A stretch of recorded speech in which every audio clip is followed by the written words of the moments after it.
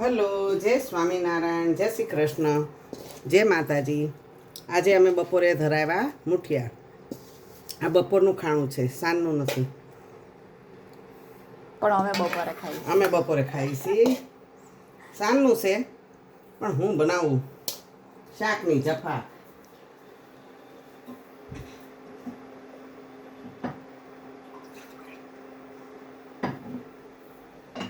વરસા દૂધીનું શાક ખાય નહીં એટલે દૂધીના મુઠિયા બનાવી નાખ્યા.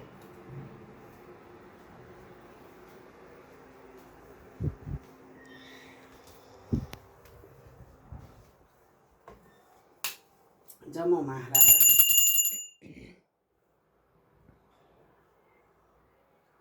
એ મારા વાલા.